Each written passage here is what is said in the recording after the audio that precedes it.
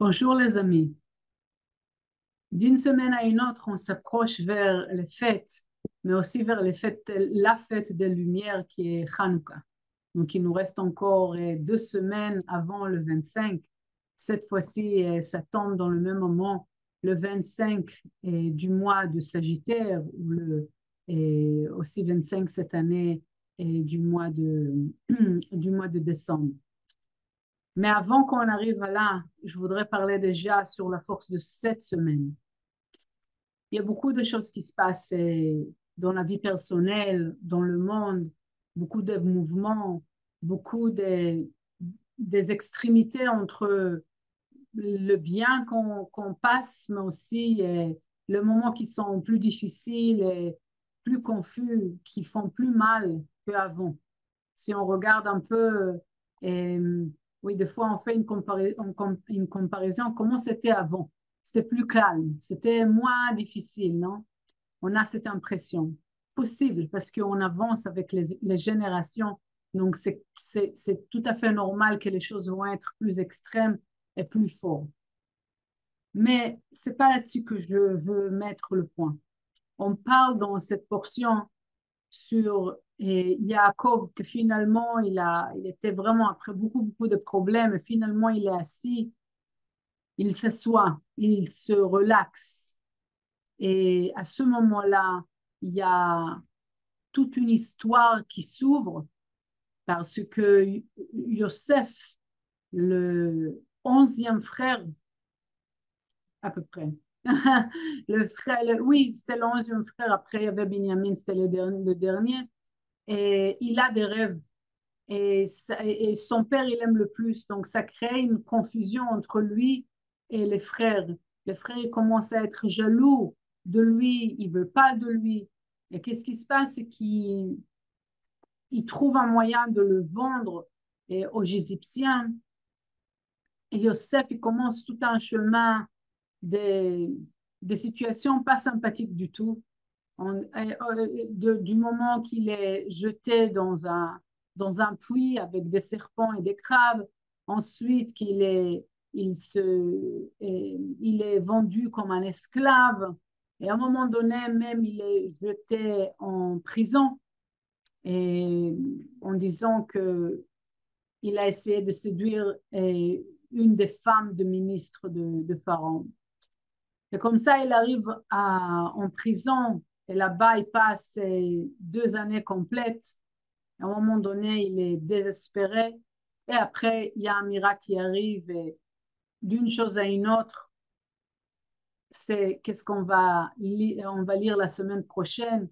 Il sort de cette situation. Mais avant qu'il sorte de la situation, d'abord, il passe les moments qui sont vraiment pas sympathiques dans la vie. C'est le moindre de dire.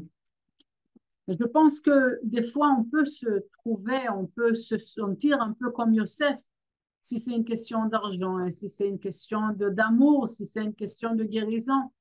Il y a des moments qu'on a un manque très important et que le chemin a l'air d'être bloqué. Et cette semaine, on a vraiment une force énorme pour pouvoir pour pouvoir recevoir le cadeau qui va nous permettre de vivre de moments de manque comme de moments de plénitude. Et c'est un secret qui est très important de comprendre.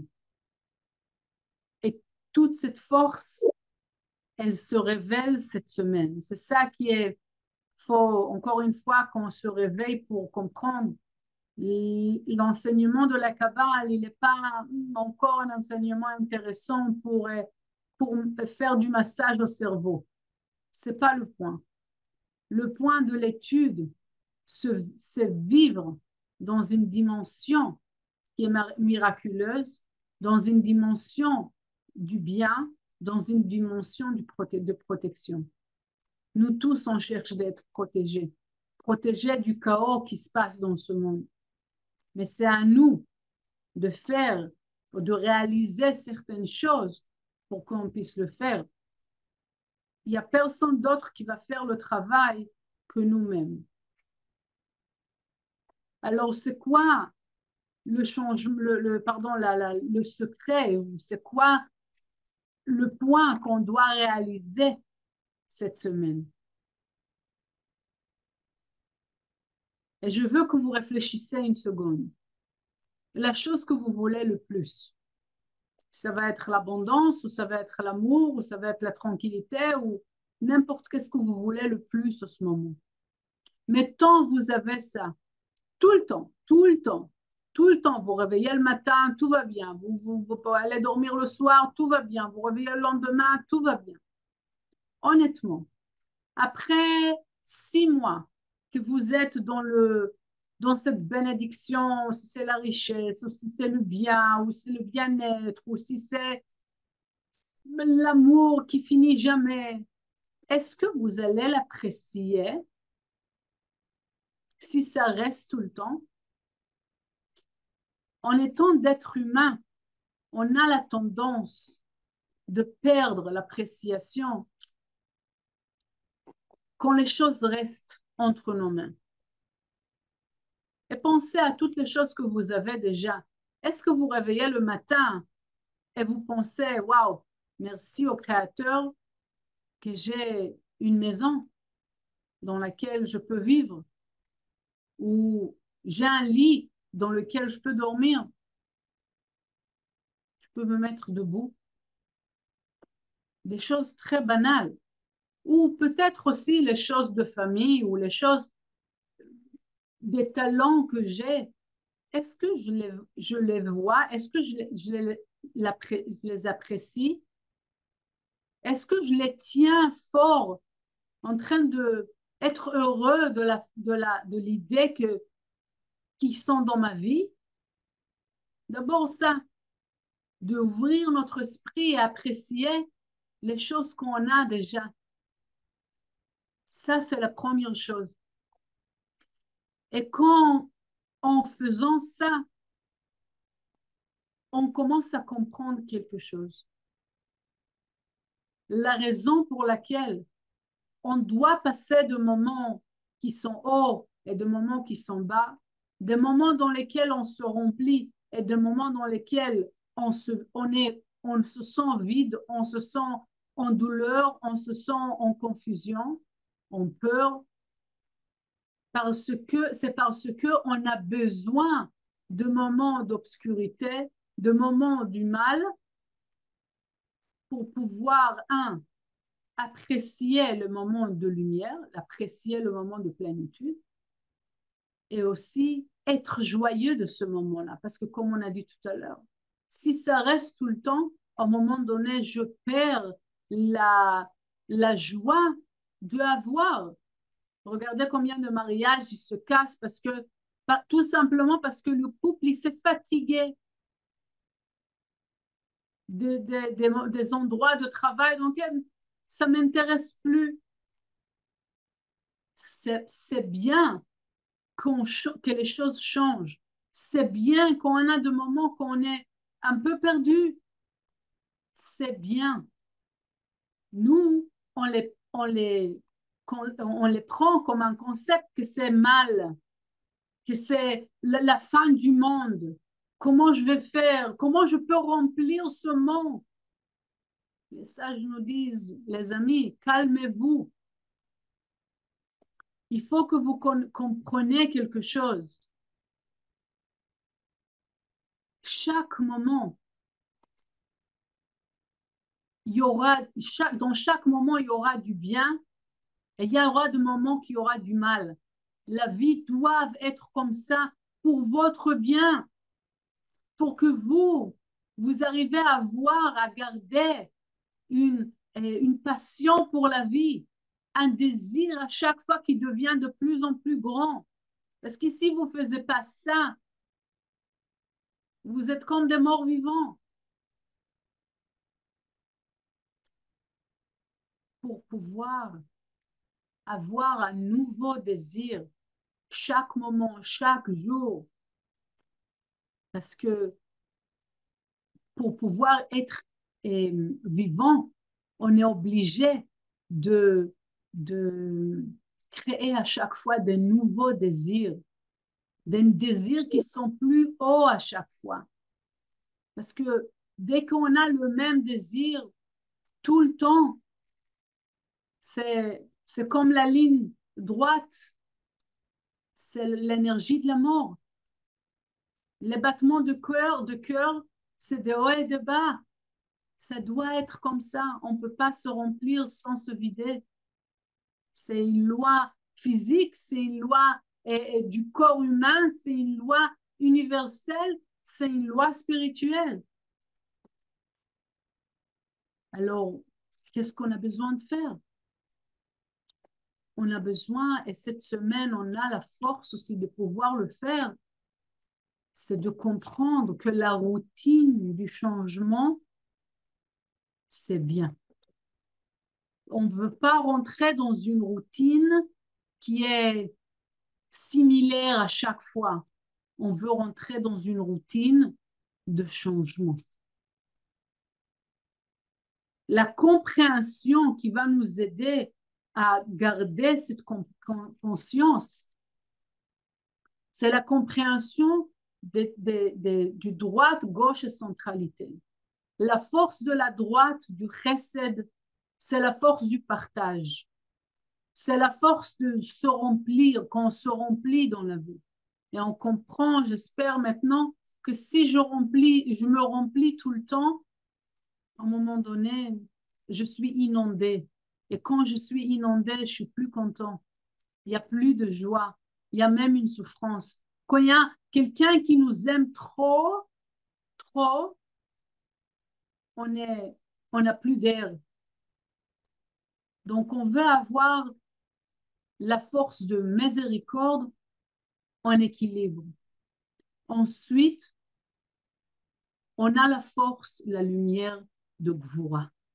Gvura, c'est le côté gauche. Gvura, c'est la partie qui dit stop, non, je donne pas, non, je peux pas, non, je suis occupé. Ou des fois, quand on a une douleur ou une confusion ou une peur ou une difficulté, ça, c'est une lumière de jugement, une lumière de Gvura. Ça aussi, quand c'est trop, c'est pas quelque chose dans lequel on peut vivre parce qu'on est obligé de se remplir et se vider. Donc, s'il y a trop de jugement, il y a trop de blocage, je peux pas vivre comme ça. Donc, qu'est-ce qu'il faut faire? Donc, il n'y a pas de blocage du tout, il n'y a pas de barrières. On ne peut pas boire dans un verre sans barrière. On ne peut pas vivre dans une maison qui n'a pas de murs. On ne peut rien tenir sans les borders, les limitations. Alors, la lumière de Gvura est importante. Elle est importante d'une manière équilibrée. Alors, qu'est-ce qu'on fait? Comme on a dit, cette portion, ce chapitre, il parle sur Yaakov. C'est dit sur Yaakov qu'il a vécu une vie de protection. Imaginez-vous, il était en face de Lavan, le plus grand sorcier du monde, et il n'était pas touché. Comment ça se fait que Yaakov, qui était dans la maison du sorcier le plus grand au monde, pas des fois quelqu'un qui nous met l'œil ou quelque chose comme ça, il était dans sa maison, comment ça se fait qu'il n'était pas touché? Parce qu'il était complet. Il avait l'équilibre entre la droite et la gauche. Ça veut dire, il savait se réjouir de moments de miséricorde, le moment de plénitude, et il savait aussi d'être joyeux dans les moments de difficulté et de confusion. Il a vécu l'expérience des deux côtés d'une manière très équilibrée, avec la même joie. La même joie quand les choses ne vont pas comme il veut, avec la même joie il était quand les choses ils sont été au-delà de ses expectances.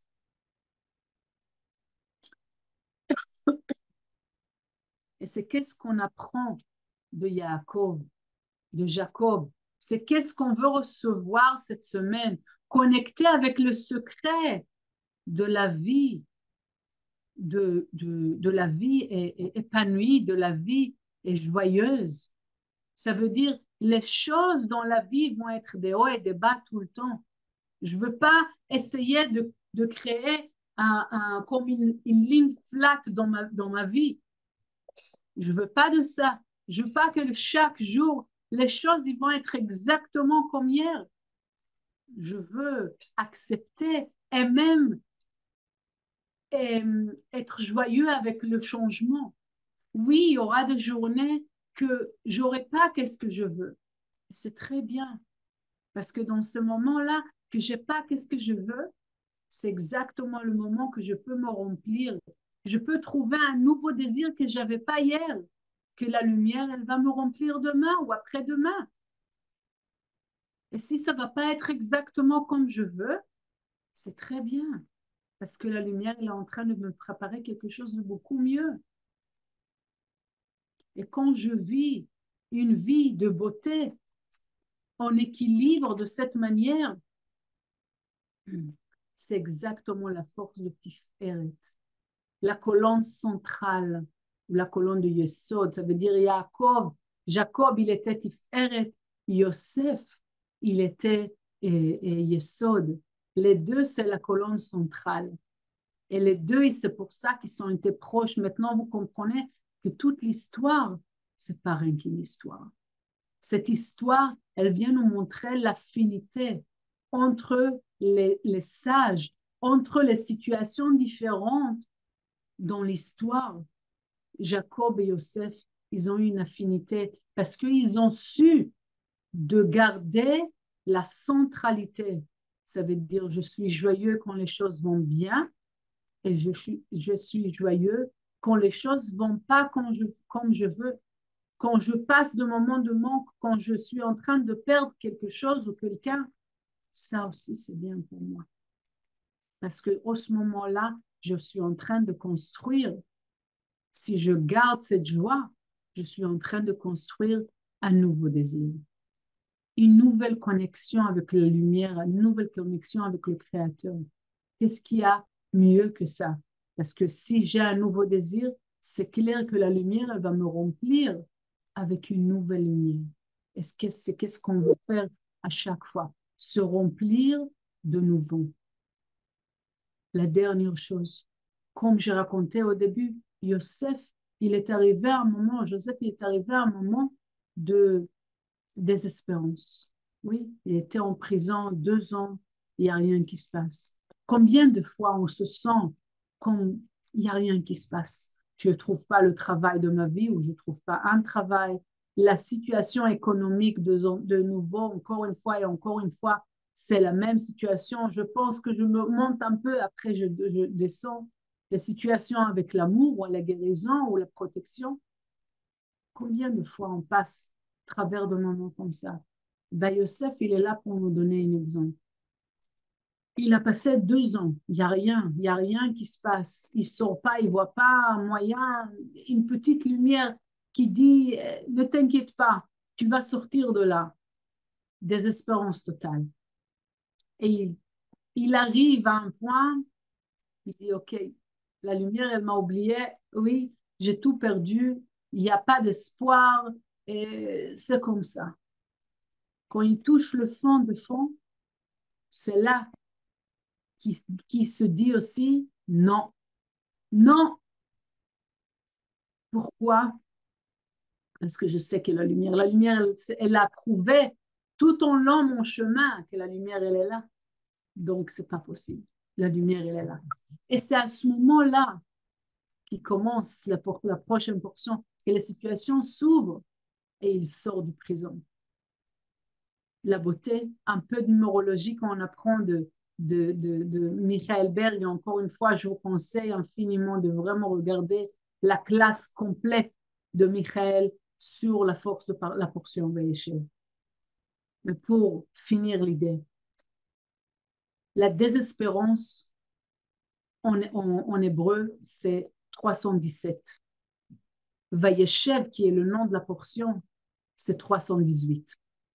À un moment, après la désespérance, quand j'arrive à me remonter et reconnecter avec ma certitude, c'est OK de tomber encore une fois. Même le moment de chute, quand on perd la certitude, ils sont bien.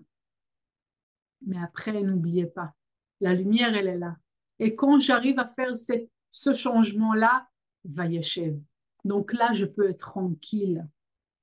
Je peux être tranquille. D'un côté, je veux courir sans arrêt, trouver des moyens, comment je peux faire, comment je peux changer, ne pas s'arrêter. Mais de l'autre côté, c'est cette sérénité. Je peux être tranquille dans le sens, je peux être serein. Je peux m'asseoir. La lumière, elle est là pour m'aider. Il faut que je fasse, mais que je lâche prise parce que je n'ai pas besoin de m'inquiéter.